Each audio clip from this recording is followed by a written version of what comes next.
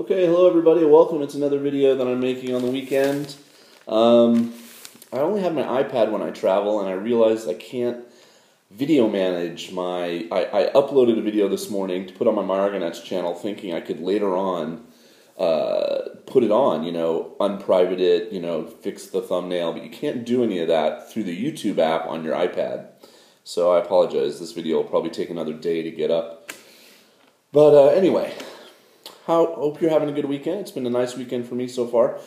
This is the Saturday, May 17th edition of the Japan News, a newspaper I have been subscribing to. It used to be called the Daily Yomiuri.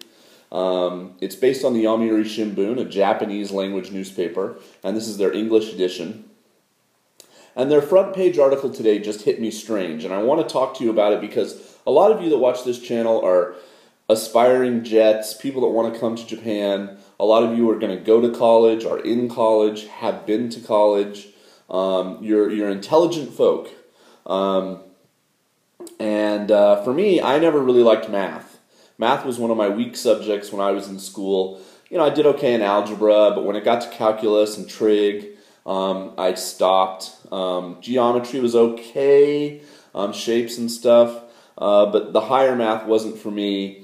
But I had to take some math in college because, in America you have to do kind of a GE, a general education requirement, and you sort of have to take a lot of different small things. You have to take a lab science, for instance, at least in California, which is where I got my degree. And so I took statistics, which I ended up actually liking quite a bit. And you learn how easy it is for people to manipulate statistics by giving you bits of information and withholding other bits of information when they present a statistic.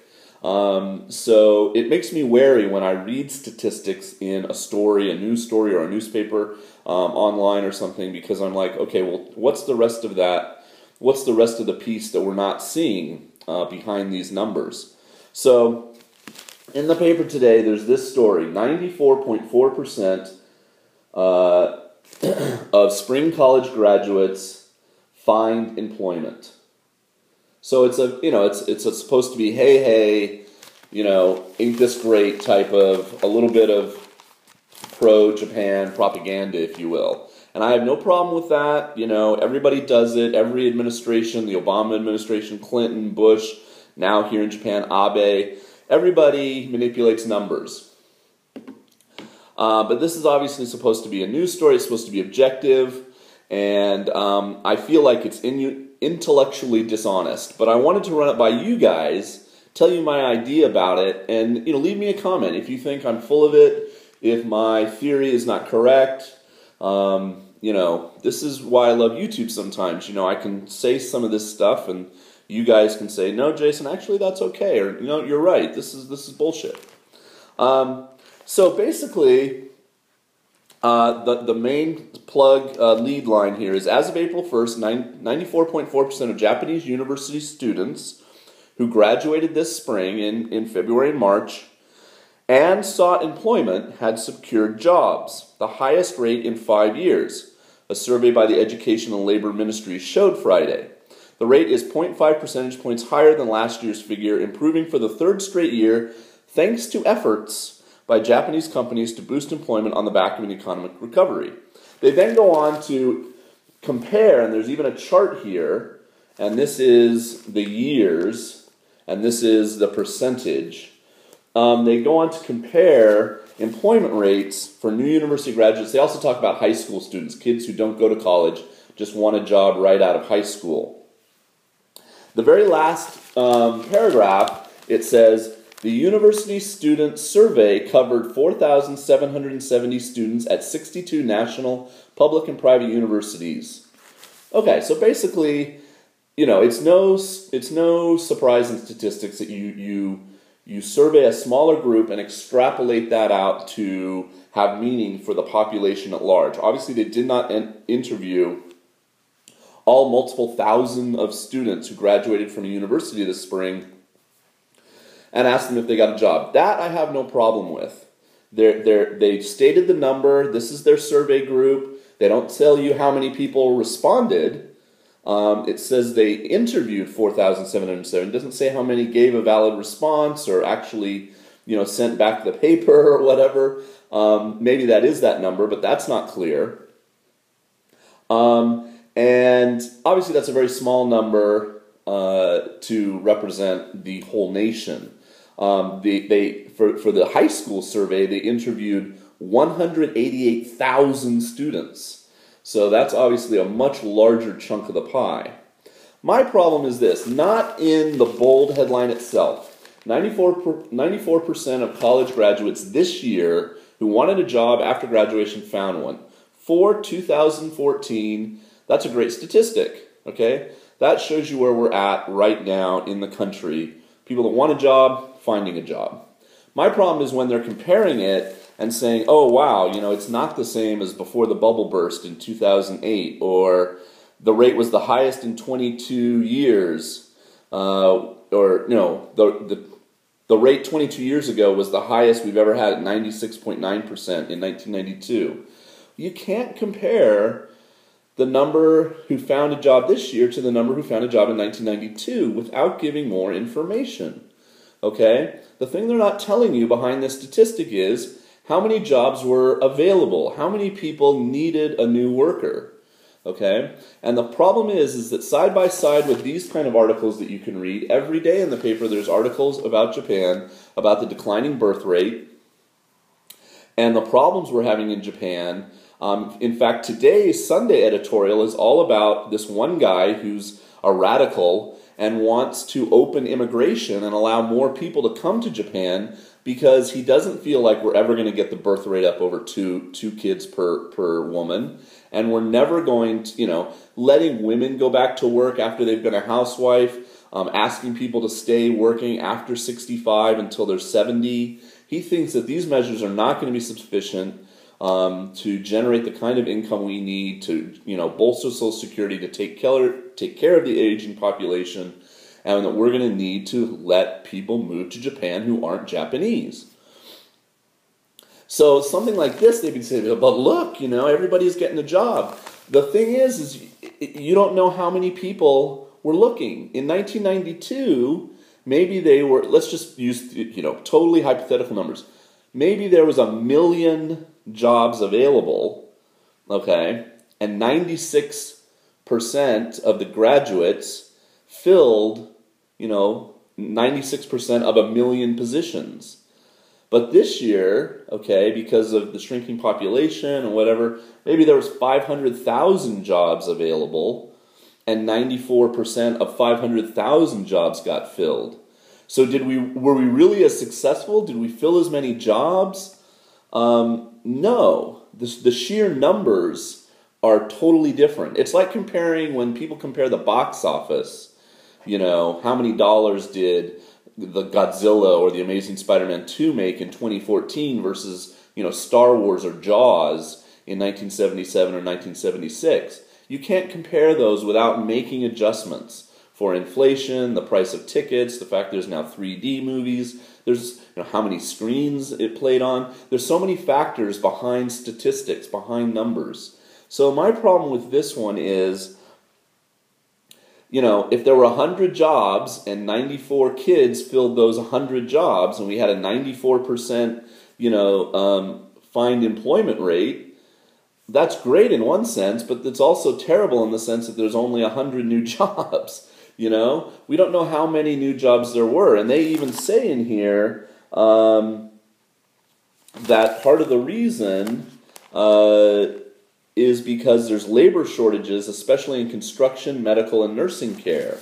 So those fields need people way more than they perhaps ever have before.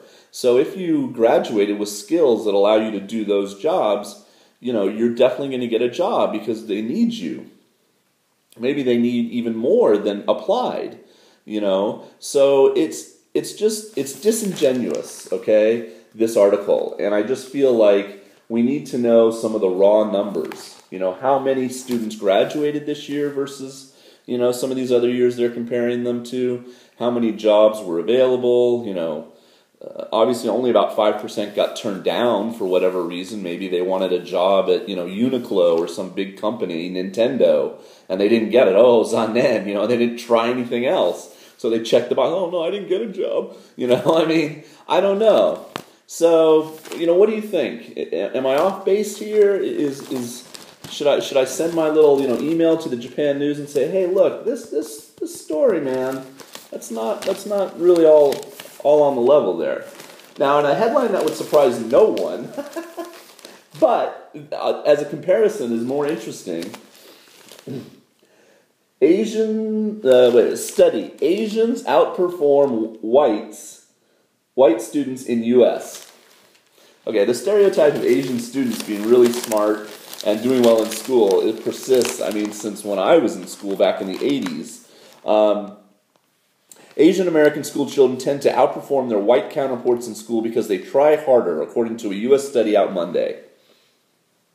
So that's like, really? Okay,